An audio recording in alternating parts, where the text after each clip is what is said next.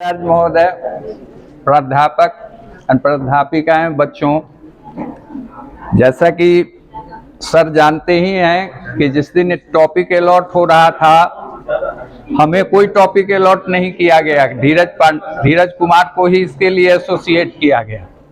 लेकिन आज कॉलेज आते आते लोगों ने बताया कि नहीं, सभी लोगों को कुछ बोलना चाहिए, तो हमने भी एट रैंडम एक टॉपिक डाल दिया जिसपे मुझे कोई तैयारी नहीं है, न मेरी पीपीटी है, माने कुछ है भी नहीं जिसको वहां दिखाया जा सके।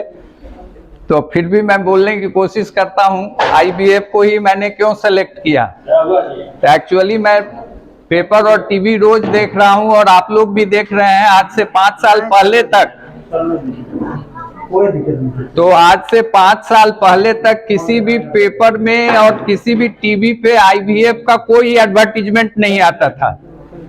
लेकिन अभी आप देख रहे होंगे कि हर पेपर में लगभग एक पूरे पेज का आईवीएफ का जो है वो एडवर्टीजमेंट हर वीक आ रहा है। आईवीएफ का मतलब क्या होता है ये सामान्य जनता टेस्ट ट्यूब बेबी के रूप में जानती है, लेकिन उनके फुल डिस्क्रिप्शन को नहीं समझ पा रही है कि ये किनके लिए जरूरी है और क्यों जरूरी है। और आईवीएफ जो भी अभी एडवर्टीजमेंट आ रहा है उनके लायक लेबोरेटरी अवेलेबल उस प्रॉपर शहर में उपलब्ध नहीं है, फिर भी वो एडवर्टीज कर रहे हैं, जिससे जनता गुमराह हो रही है।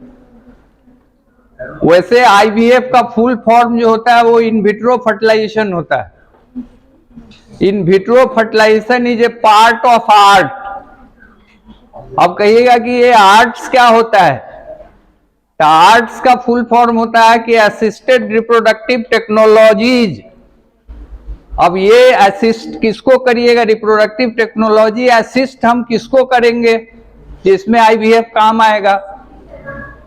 तो ये जो इनफर्टाइल कपल्स हैं, जो इनफर्टाइल कपल्स हैं, उनको असिस्ट करने के लिए जितने सारे प्रोसीड्योर हैं सबको कंबाइंडली हम आर्ट्स के अंतर्गत लाते हैं।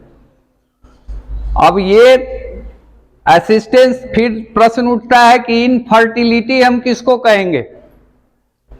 तो इनफर्टिलिटी डेवलप जो कंट्री है वहां बहुत पहले से डिस्कस हो रहा है। इवन इनफर्टिलिटी का रेट डेवलप कंट्री में 60% हो चुका है। 40% केवल फर्टाइल कपल हैं, 60% है उनके डिफरेंट कारण हो सकते हैं। ओवर एज में मैरिज होना, ओवर वर्क स्ट्रेस होना, या फिर वर्किंग कल्चर ज्यादा होना, तो ये सब पर हमको जाना नहीं है। लेकिन इनफर्टिलिटी का रेट वहां ज्यादा था, यहाँ एडवर्टीजमेंट अब तेज गति से आने का कारण क्या है। एक्चुअली हम भी जो है वो डेवलपिंग कंट्री से अब डेवलप्ड कंट्री बन चुके हैं। इवन इन मेडिकल टेक्नोलॉजी हम यूएसए से भी थोड़ा आगे ही चल रहे हैं, उनसे हम पीछे नहीं है। यूएसए से अब लोग इलाज कराने इंडिया आ रहे हैं। तो 2 टेक्नोलॉजीज हमारी ऐसी है, एक स्पेस टेक्नोलॉजी और एक मेडिकल टेक्नोलॉजी, जिसमें हम वर्ल्ड लेवल का जो है वो उनकी सुविधा प्रोवाइड कर रहे हैं। और वो सारी सुविधा आप दुनिया में जहां कहीं जाएंगे वो सारी सुविधा आपको यहां मिलेगी। तो इस हिसाब से ये आईवीएफ जो है वो इसी आर्ट का पार्ट है। तो आईवीएफ आर्ट्स का पार्ट है। फिर आर्ट्स को जो है हम 2 पार्ट में बांट सकते हैं। One is in vitro fertilisation and another is in vivo fertilisation. अब इन विट्रो फर्टिलाइजेशन जिसका आप रोज एडवर्टीजमेंट देख रहे हैं उसका क्या मतलब है। इन विट्रो फर्टिलाइजेशन का मतलब है कि fertilisation outside the body of female in environmental same environmental condition, and then the embryo is form, then it is transferred inside the body of female और द सरोगेट मदर। तो ये इन vitro fertilisation IVF हुआ। इन vivo fertilisation भी है जो पहले से हम लोग जाने अनजाने वे में यूज करते रहे हैं।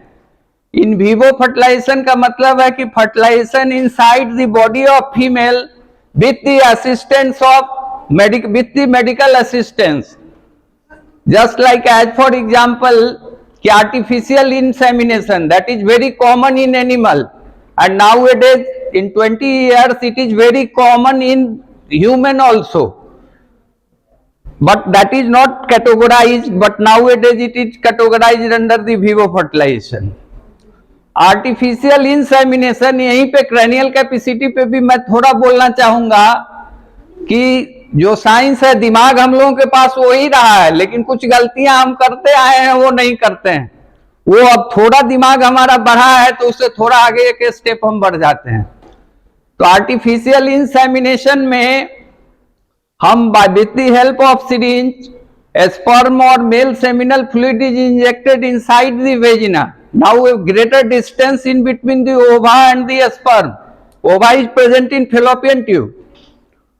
अब इसको वेरी सिंपली, इसमें कहीं से कोई दिमाग नहीं लग रहा।